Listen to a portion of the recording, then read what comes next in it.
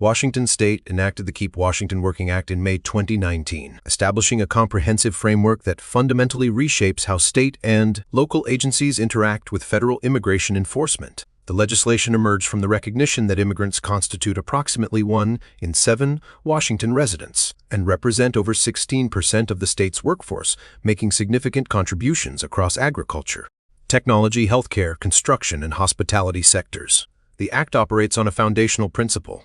The federal government maintains primary jurisdiction over immigration enforcement, and state resources should not be redirected toward civil immigration matters. This separation of responsibilities reflects the legislature's finding that immigration status determination is not a matter for state or local police action. The law establishes clear boundaries between state operations and federal immigration enforcement activities across the 13 agencies documented in this collection, spanning law enforcement, corrections facilities, and higher education institutions. Several consistent requirements emerge. Agencies cannot inquire about immigration or citizenship status unless the information directly connects to investigating a violation of state or local criminal law. They cannot detain individuals solely to determine immigration status or honor civil immigration warrants, and detainer requests, which the law clarifies do not establish probable cause for arrest. Personal information cannot be shared with federal immigration authorities for civil enforcement purposes absent a court order, judicial warrant, or specific legal requirement. The policies mandate particular protections for individuals in custody within 72 hours of detention. Agencies must inform all persons of their right to refuse disclosing nationality, citizenship, or immigration status, and explain that such disclosure may result in immigration enforcement consequences.